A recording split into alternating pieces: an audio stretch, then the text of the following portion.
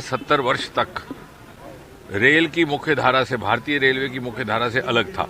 आजादी के समय रेल सिर्फ पठानकोट तक थी। सन 1972 में जम्मू तक पहुंची और उसके बाद से छोड़ दिया गया था और ये लोगों ने समझौता कर दिया था कि इससे आगे रेल की पटरी का निर्माण हो ही नहीं सकता। लेकिन मोदी है तो मुमकिन है। आपने देखा दुनिया का सबसे ऊंचा रेल का पुल यहां निर्माणित हुआ। जो नहीं हो सकता था वो हुआ और आज कुछ ही दिनों में जब कश्मीर घाटी शेष हिंदुस्तान के साथ और दुनिया के साथ रेल के माध्यम से जुड़ जाएगी तो मुझे लगता है एक ऐसा चमत्कार जिसे दुनिया सराहेगी और दुनिया के इतिहास में सुनहरी अक्षरों में लिखा जाएगा। आपने कहा था कुछ लोग नहीं चाहते थे, क्या तात्पर्य था? मेरा कहने का तात्पर्य है कि कोई ना कोई कारण तो रहा होगा। ये आप पत्रकारों के लिए विश्लेषण का विषय रहेगा कि क्या कारण था कि 50 बरस तक इंतजार करना पड़ा। शायद विधाता को यह मंजूर था कि मोदी जी का हम इंतजार करें और मोदी जी प्रधानमंत्री बने। लेकिन कुछ भी कहा जाए ये मोदी जी की ही देन है।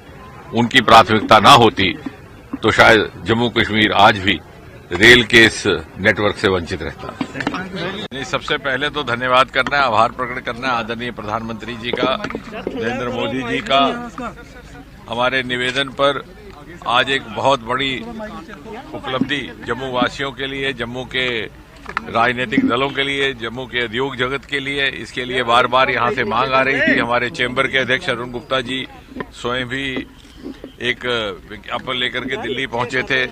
भारतीय जनता पार्टी की ओर से भी ये मांग रही, सरकार का भी ये तकाजा था। मुख्यमंत्री जी जो वर्तमान में उन्होंने भी ये कहा।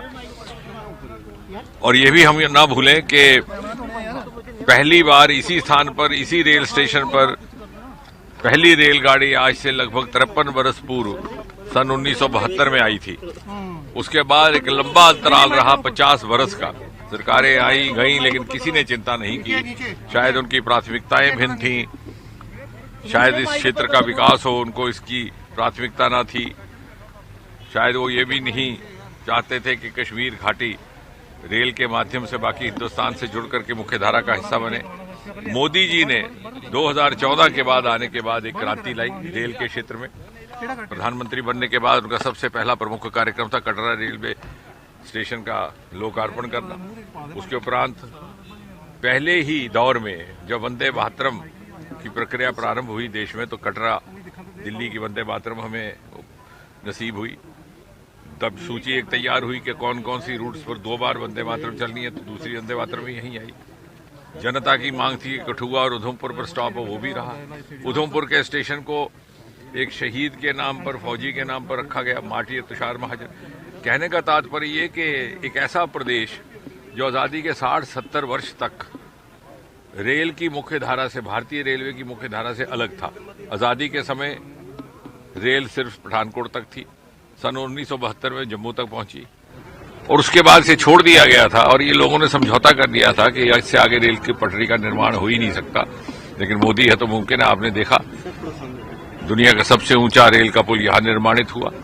जो नहीं हो सकता था वो हुआ और आज कुछ ही दिनों में जब कश्मीर घाटी शेष हिंदुस्तान के साथ और दुनिया के साथ रेल के माध्यम से जुड़ जाएगी तो मुझे लगता है एक ऐसा चमत्कार जिसे दुनिया सराहेगी और दुनिया के इतिहास में सुनहरी अक्षरों में लिखा जाएगा। आपने कहा था कुछ लोग नहीं चाहते थे, क्या तात्पर्य था?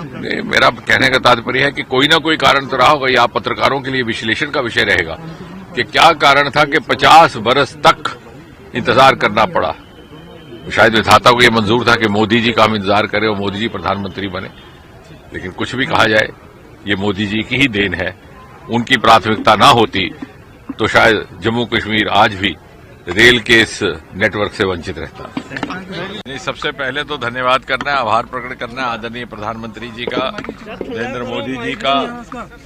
हमारे निवेदन पर आज एक बहुत बड़ी उपलब्धि जम्मू वासियों के लिए, जम्मू के राजनीतिक दलों के लिए, जम्मू के उद्योग जगत के लिए, इसके लिए बार बार यहां से मांग आ रही थी। हमारे चैम्बर के अध्यक्ष अरुण गुप्ता जी स्वयं भी एक विज्ञापन लेकर के दिल्ली पहुंचे थे।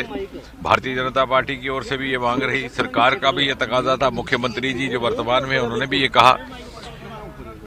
और ये भी हम ना भूलें कि पहली बार इसी स्थान पर, इसी रेल स्टेशन पर पहली रेलगाड़ी आज से लगभग 53 बरस पूर्व सन 1972 में आई थी।